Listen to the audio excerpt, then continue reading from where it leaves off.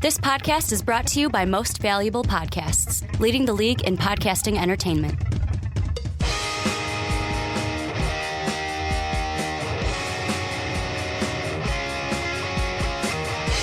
Hello, football fans, and welcome to the Onside Kick. My name is Ricky Widmer, and as always, it's back to the huge, that Sam Bradford segment that I had with Sean and Dave is in the past. I got Mark Weber back. The Onside Kick Light. Yeah, on the Onside Kick Light. It's kind of like Bud Light, but Mark W. Spelled differently on purpose, or whatever it is that damn slogan is. What, the Dub Them E's? No, the Miller Lite, spelled differently on purpose. Spelled differently on purpose. But I don't think that's what it actually is. We got a jam-packed show for you guys. Going to be talking some Carson Wentz. We're going to be talking some Jimmy Garoppolo and the New England Patriots. Can he steal? I think it's pronounced Garoppolo. I love Garoppolo. Garoppolo, tomato, however you want to say it. Can he steal Tom Brady's job? And then a segment that me and Mark are looking forward to today as we get ready for the NFL season. This Thursday, technically, we got some bold predictions coming up for you later in the podcast, but we're going to get right into it because we've got the cold, hard news. We're doing some hot takes here on the Onside Kick. Carson Wentz going to be starting for the Eagles. What was your first thought when you heard the rookie was going to get the ball game one? My first thought was, isn't this guy hurt?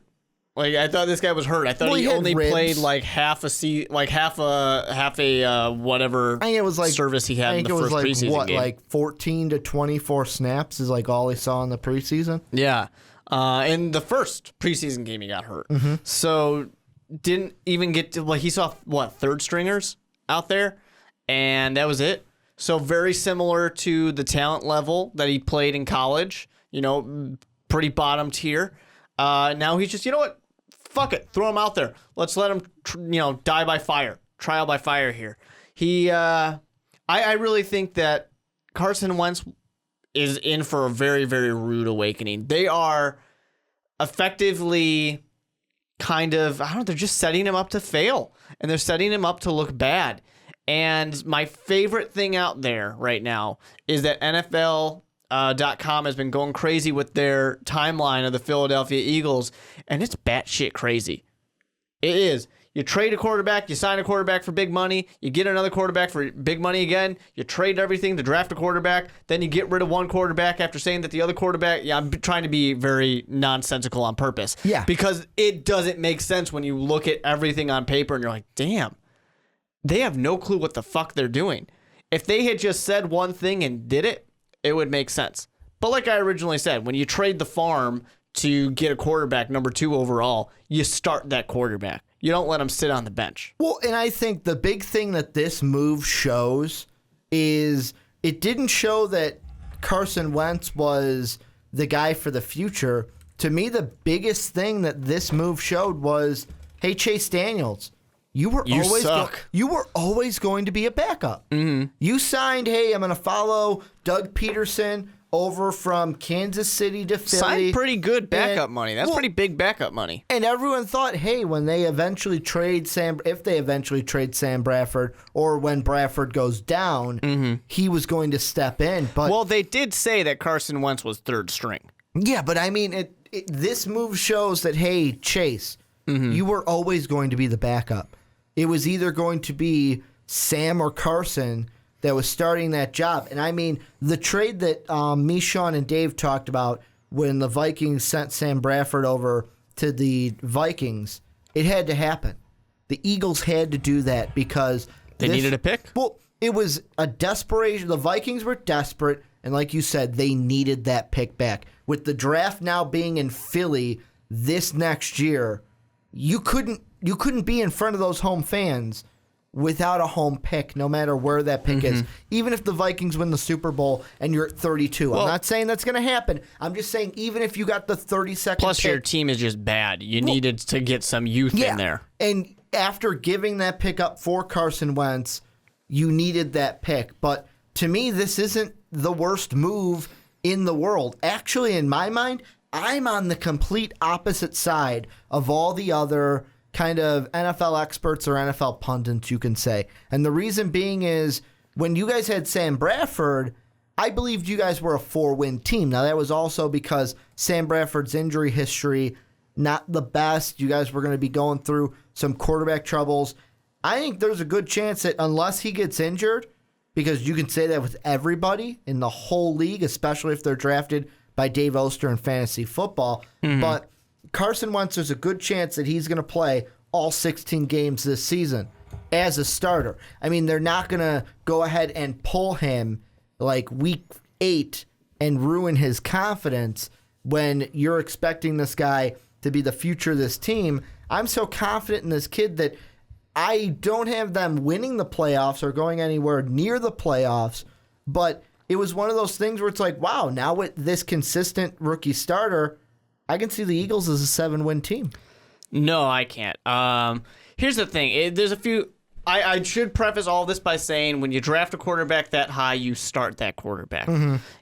Especially when you give everything up. I mean, if you're in the position of, let's say, the Browns just sat there and drafted Carson Wentz, they could have afforded to let him sit because they didn't move. Well, not even that, but they didn't move. Yeah. They were sticking there. The one thing I want to say before I get into the whole Carson Wentz talk is the whole thing to me smells of the Philadelphia Eagles have no clue what the game plan is. They don't have a clear 5-year plan or anything like that. They're just going day by day of whatever we can do. Here's the thing. Okay, the Eagles are not going to the playoffs. We can all agree on that right now. Eagles fans, you're probably mad, but you guys aren't going to the playoffs. No, you're not. So you're probably not even a 500-win team. Oh, not 500-win. You know what I mean, guys. You're not at 500. You're under 8-8, yeah. So with that being said as well, you're probably going to lose a bunch of games. You'll probably lose a lot of games early because you're going to play the Seahawks, the Packers, the Bengals, the Redskins, the Giants, and Cowboys are both in your division, so those are tough. You're going to play a lot of these games early. You're probably going to lose a lot of games early, okay? We can probably agree on that as well.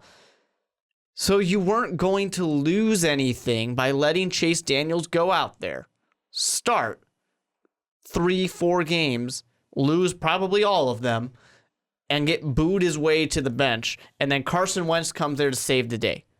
He would have had more time to learn. He would have had more time to study what Chase Daniels does wrong. He would have had, a little more things figured out. Now he's thrown in there right away. You can't bench him. You can never bench the kid. Your offensive line isn't that good. He's going to get banged up quite a bit this year.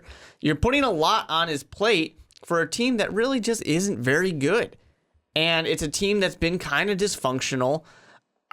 Like I said, I prefaced it by saying that he should be out there because you gave everything away for him.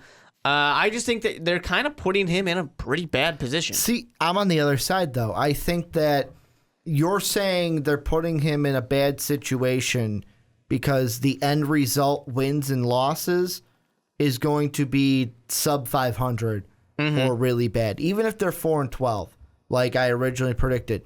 That's kind of why you're saying it's a bad situation, am I right? It's a bad situation. He's going to get hit a lot. And to be fair, I actually was looking a little further ahead. Those first games would be against teams like the Bears, the Steelers, things like that. Well, I want to hit that really quick. Like you say, the first games.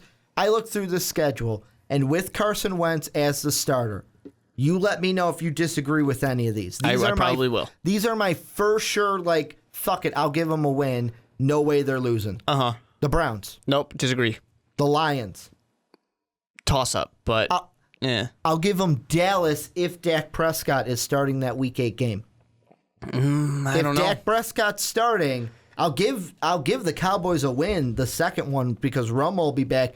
But I think that Carson Wentz could outplay Dak Prescott. But also the problem with that, you're missing out Ezekiel Elliott. And that's why that's the closest of these. The Falcons, I'm not too high on. I give agree the on win. that. The Redskin game is interesting because the second one, the first one's a loss, but that second one in Philly later in the season, Carson Wentz has had a little bit, had at that time 12 games to kind of work. Could probably steal one from the Redskins. I think he can beat Baltimore. I think there's 7 games. I think those were 6 or 7 games that I just listed.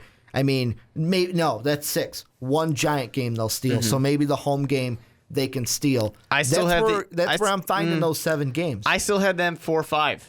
I still don't think there's much. I'm very, very strong on the Browns at the very beginning of the year because RG3 is going to be healthy. But I'm thinking of that I'm thinking of the Browns defense versus Carson Wentz. The Browns defense is a little underrated. They're not great, but they're underrated. But it's going to be the biggest thing that game for Carson Wentz is going to be the game speed. Mm-hmm. It's not like you're throwing him up against the Steelers or against the Bears, who you could agree that both those defenses are way better than the Browns defense. Yeah, for sure. But the thing that kind of worries me with that game speed type of conversation is we can say this about any rookie. He has never seen this type of play, but so much so because he never even got the chance in the preseason to see this. It just worries me. I think it's setting him up for failure to begin with. And, I can say this as a Chicago Bears fan. You start to shake a player's confidence. I'm talking about Robbie Gould. And it messes with the mentality. You don't want that early on for him. I would just like to see him get the kind of safe start. Unfortunately, there's not really a safe run in their schedule to really have made it happen. I just kind of would have wanted to delay everything a little bit. He's already a little bit banged up. He's going to get hit even more. But like you said, when you go up trade for this guy, you got to do it. You got to do it. And the one thing that I think helps Carson Wentz, and this is a positive, look at the three main coaches that are going to work with him. First off, you got your head coach, Doug Peterson. He's an offensive-minded coach.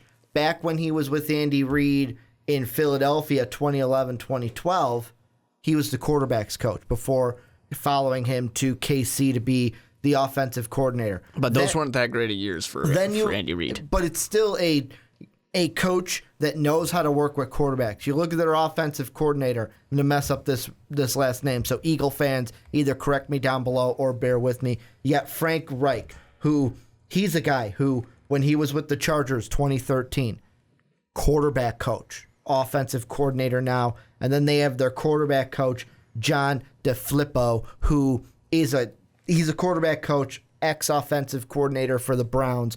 Three guys on that coaching staff, all in the offensive side, that can work with this guy and help mold this guy. So the one thing is, I don't think that Eagle fans, if you get to a point in this season where it's like, we're only going to win 4 or 5 games this year, don't think of it as this is a loss. Carson Wentz sucks. It's not. It's his first year. Rookies that are usually thrown into the fire like this don't do well unless you're Andrew Luck or John Elway or the second coming of Jesus Christ. Dak Prescott. The thing that I think this is most beneficial for is he could have sat behind Bradford, but really he was going to get thrown in this situation sooner rather than later. Why not have it now and have it go? Yeah, pretty much all these rookies, by all, I mean the big three we're talking about, Lynch, Wentz, and Goff, they're going to start this at some point this season. It's really just a matter of when. None of the quarterbacks in front of them are good enough to keep them off the field. So I guess the thing that is interesting to me in this situation is the Browns passed, and this is everyone's talking about this right now. The Browns passed on Carson Wentz because they didn't think he was good enough. They did not think he was good enough to pick at that point. That's why they traded back. The Rams, they took Goff because he was the more NFL-ready quarterback, even though he's the one that's sitting on the bench, not Carson Wentz. So it's just very interesting to me to see. It's always interesting to match these quarterbacks up, but where are these three, careers going to line up 5 years from now, 10 years from now? Because Carson Wentz was not supposed to be ready anytime soon. And everybody's been saying he's picked things up quicker than they thought, but then he got hurt. Everyone was saying Goff is looking impressive, but just not quite ready yet. He still needs to get the language down. He still needs to learn the playbook. Paxton Lynch is pretty much a 100% potential kind of guy. I'm just interested to see how they go because Carson Wentz was not supposed to be the guy who starts first. And that's what I'm gonna end this on this kind of a point before we move over into the Jimmy Garoppolo segment. Is the thing I liked most about Carson Wentz when we were talking draft time, and it was Wentz or Goff, Wentz or Goff. Who you taking, Wentz or Goff, Wentz or Goff? If you are a avid listener of the Onside Kick, you will know that my big belief is that when you get to the regular season, you could have all the athleticism in the world. You can have all the physical attributes to make you the best quarterback.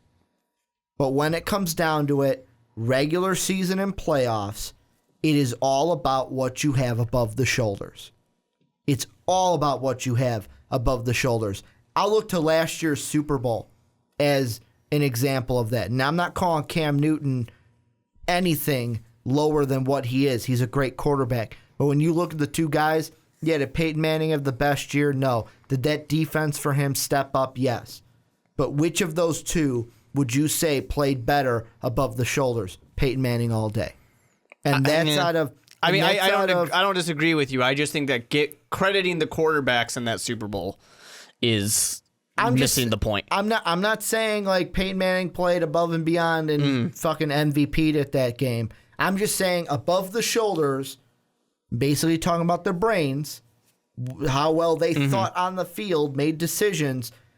I'm giving that nod to Peyton Manning. With these two quarterbacks in Goff and Wentz, when we were looking at in the draft, I gave that nod to Wentz every single time. And that's, to me, you see it right there where the Eagles are like, hey, this guy's picking up the playbook, and the Rams are sitting there going, this guy needs a little bit more time.